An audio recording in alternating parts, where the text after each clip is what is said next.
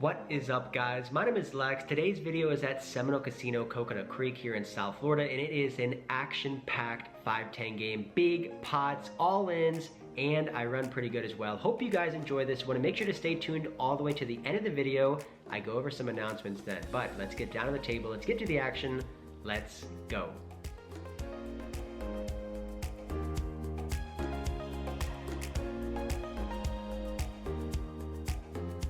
I sit down, buy into this game for $2,500. Immediately, I get into a hand here where I raise pocket tens under the gun to $35. Under the gun plus one calls, under the gun plus two calls, and we go three ways to an 8-high board. Seems pretty great for pocket tens, so I continue for $75. Under the gun plus one calls and under the gun plus two calls as well. So still three ways now to the 9 on the turn. I do think I can continue to bet, but I decide to check.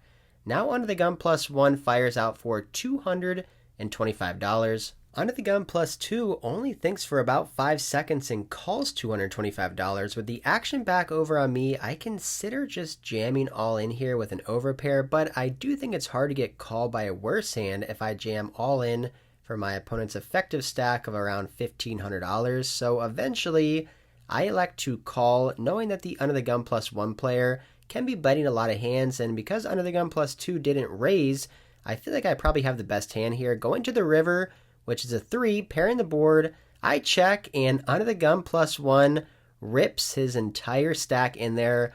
$1,020 in the middle. Man, right off the bat, we are put into an interesting spot. Under the gun plus two now goes into the tank, and while he's thinking, I'm thinking to myself, man, how are pocket tens not good on this board? The 3 on the river, I think, is one of the best cards in the deck. It reduces the likelihood my opponents have pocket 3s because there's 2 on the board. It also counterfeits a hand like 8-9 that I could have been losing to on the turn. With the action still on under the gun plus 2, he's thinking over his options, and from looking over at him, the way he's acting, it looks like he's never going to be raising in this spot. He's thinking whether he wants to call or fold. And given the fact that he's not going to be raising here makes me feel like our pocket tens are most likely beating his particular hand. I think he would call a lot faster if he did have a speed, like pocket 8s or pocket 9s. But given the fact that he's thinking for this long makes me feel like we have him beat, which means if he calls, then we only have to beat under the gun plus one, who could be bluffing, maybe overvaluing a worse hand.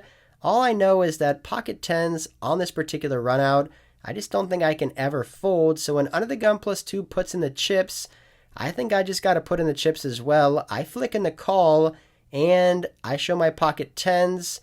Under the gun plus one shows pocket 8s for top set on the flop, rivered full house, and he gets the full triple up here. The very first hand, he plays it perfectly, gets paid off by 2 players, and we are stuck now about $1,500 right off the bat. I reach into my pocket and add on more chips. I'm now in the game for $4,500. This next hand is a crazy pineapple hand, and it gets pretty wild. We have King 7-9 and see a pretty good flop of Queen 6-8. So we are now open-ended. I get rid of my king and I call a $75 bet. I'm pretty sure we're still about 4 or 5 ways to the turn. And I'm thinking to myself, how about a black 5? And we get it right on the turn, a 5, giving us the nut straight. Early position player now leads out for $175. There is 2 calls for $175, and with the nuts, I'm not playing around here multi-way. I raise it up. 1,000. Raise to 1,000. Early position player calls for less. He has about $500 left. Other players fold. We're heads up now. I just show my cards right away, and the river is the 7 of hearts, and we end up beating Queen 8 for 2 pair and taking down a pretty nice pot here in Crazy Pineapple. Moving along here, there's 2 callers for $10, and I peel back black pocket 9s here and raise to 75. Button calls 75 under the gun, and under the gun plus 1 calls 75 as well. 4 ways to a 9-10 deuce board, a 9 right in the window, making a set here. When it checks over to me, I throw out $125. Button folds, under the gun calls, and under the gun plus 1 calls. So we're 3 ways to the 5 of clubs on the turn. A great card because all the straight draws miss, but now there's a flush draw we could possibly get value from. Both of my opponents check over to me, and with a set multi-way on a wet and connected board, I think it's pretty self-explanatory. We are going to bet. I'm going to get $350. Early position player folds rather quickly, but under the gun +1 calls pretty quickly, so I put him on a 10, maybe queen jack, 7-8 for a straight draw. So we're going to the river here, heads up, in a pretty sizable pot, and we see the king of hearts. Honestly, a pretty bad card. Now it's an overcard to the 10, so it's less likely for us to get paid off by a 10x hand, and queen jack gets there, which was an open-ended straight draw on the flop. I decided to bet $450, and we get snap called. I show the pocket nines, and they are good. I was definitely concerned when I saw that king of hearts on the river that my opponent could have got there with a straight. I was thinking to myself, what would I do if he would have raised my $450 bet? But I'm glad it didn't come to that. We end up taking down this pot. We're on a little bit of a roll here now, taking down 2 decent pots in a row. Moving on to the next hand where we look down at pocket nines again, and I raise it up. $75 to go here in the hijack. The cutoff calls 75, under the gun +2 calls, and middle position player calls as well. Another set, this time top set, 9, 8 deuce, 2 hearts. I bet 175, cutoff player folds, but under the gun +2, snap raises me to $450. Other player folds, and now we're back to heads up. I look over at his stack, and he has about $1,200 behind, and this is an interesting spot. We're holding top set in a single raised pot and getting raised to $450. An interesting spot with my opponent having $1,200 behind. I think if we were deeper stacked, the call option would be the best here, but given the fact that he only has about 3x the raise size here on the flop, and he could be doing this with a variety of hands such as Jack 10 of hearts, 6-7 of hearts, 8x of hearts, the nut flush draw, 2 pairs, sets, I think the best option here is just to get the money all in while we're ahead. If he does have a set, I don't want a scare card to come out on the turn. And if he does have a flush draw, I don't want him to give up on the turn and check when he might just get it all in here on the flop. So after thinking for about 30 seconds, I decided to go with it. Let's get the money in here while we're ahead. If he has a big draw, maybe he will call as well. I ship it all in for $2,000 and he snap folds. So he must have not had much. Maybe he was making a move. Either way, chips get pushed in our direction. If you guys remember my vlog from last week, I lost a big pot with 6-9 of hearts when my opponent double check raised me on the turn, bet big on the river, and I called him and he had king 4 of diamonds. He check raised that on the flop.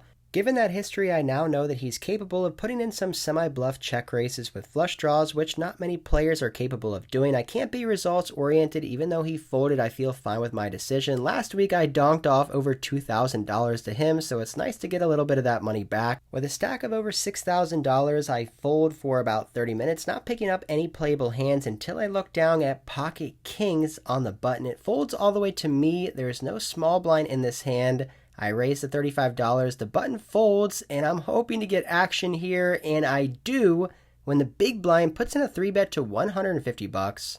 I decide to just call here pre-flop, trying to put in the trap, and we go heads up to a 10-high board. I like this flop, and when my opponent continues for $200, I'm now considering raising on this flop. Now, if he has jacks, queens, ace-king, ace-queen, we definitely want to be trying to put some more money in here. If he does have aces, or maybe pocket tens, I'm just going to be doubling him up. Nothing I can do in that situation, so I decided to put in a raise on this flop, looking to get more money in while the board's not too scary. I make it $550.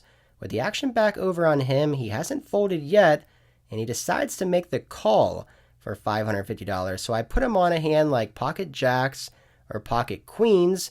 We're going heads up now, over $1,000 in the middle, and we see a jack on the turn. I think it's one of the worst cards in the deck. It now brings in pocket jacks for a set.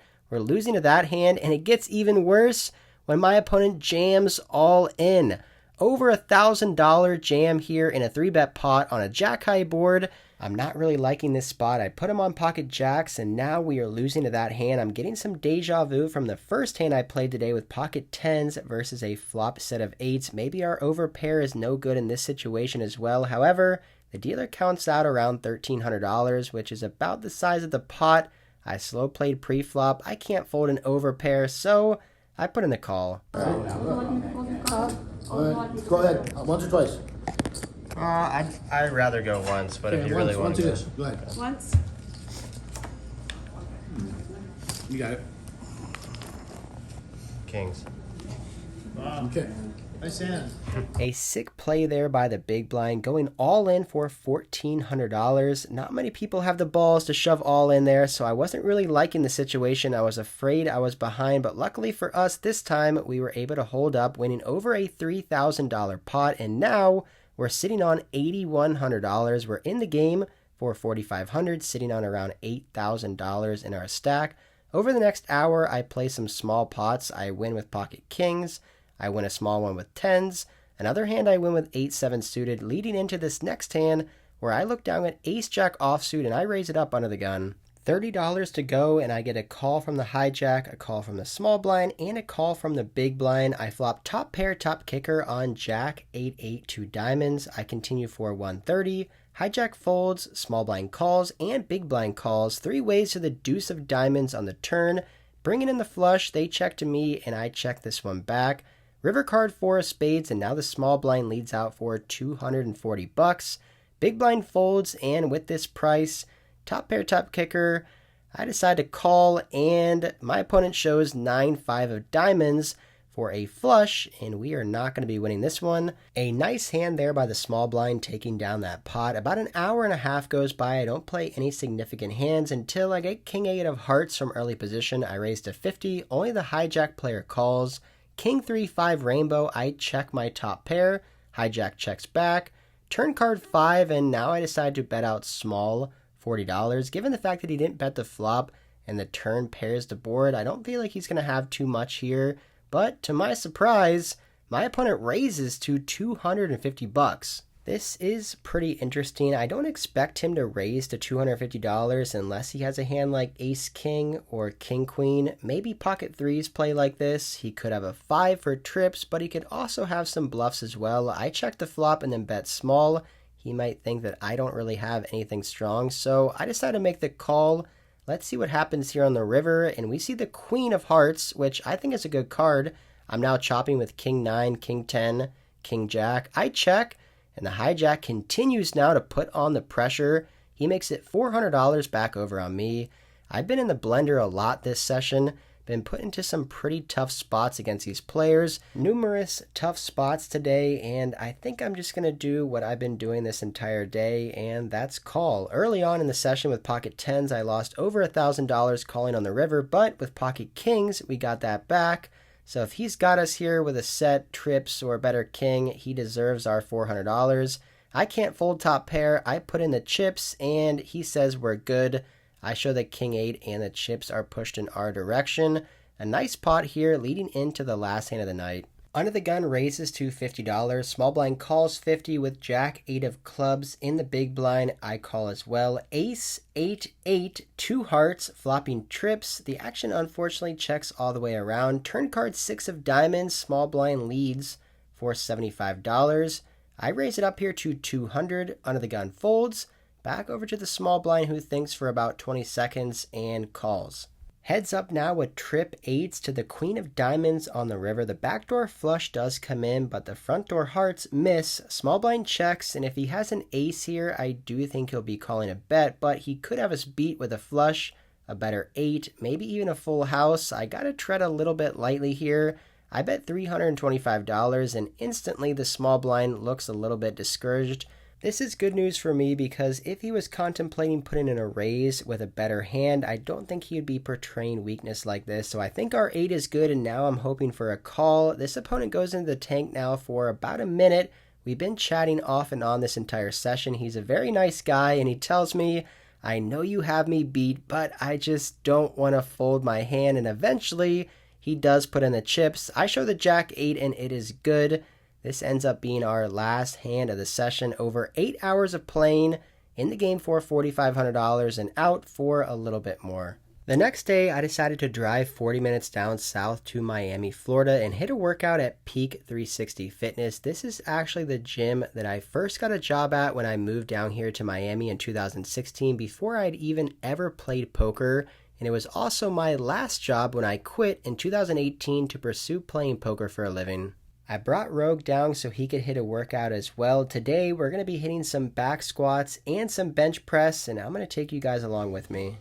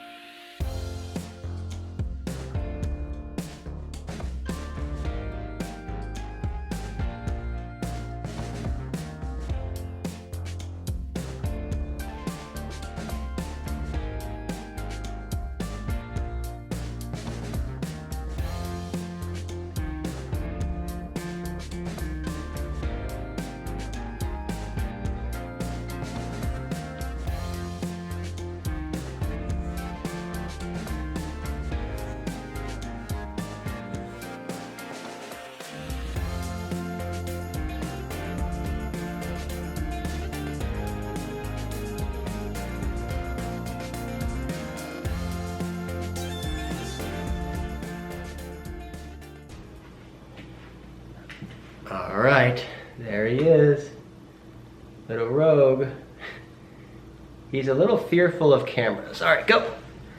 I gave him a bath today and he is just shedding like crazy. I have to go brush him after this. But anyway, that is it for this one, guys. A little bit of poker, a little bit of gym there at the end. Shout out to Seminole Casino Coconut Creek for allowing me to film there, and for Brian allowing me to play in his game. If you guys are in the South Florida area and you want to play some 5-10 no limit poker, send me an email to lexozias@gmail.com and I'll try to get you guys in the game. It's a fun game, it's an action game, very friendly, and if you're in the area and you want to play, send me an email, I'll try to get you guys in. Another thing is that I'm gonna be in Vegas when this video comes out. I decided to go to Vegas for a week. I'm gonna be playing at the Aria, the Wynn, Bellagio, what other play? Oh, Resorts World as well. So a lot of videos from Vegas coming up here in the future, and some more traveling. I'm gonna be going back to Texas, probably out to LA. It's gonna be exciting. Hopefully some good videos for you guys. If, again, you like this video, hit the thumbs up button. It helps out the channel a lot. Also, subscribe. About half of you guys watching the videos aren't subscribed to the channel, and put a comment down below if you have any questions, anything like that. I'll try to respond to you guys there. But that is it for this one. Until next time, I'll see ya.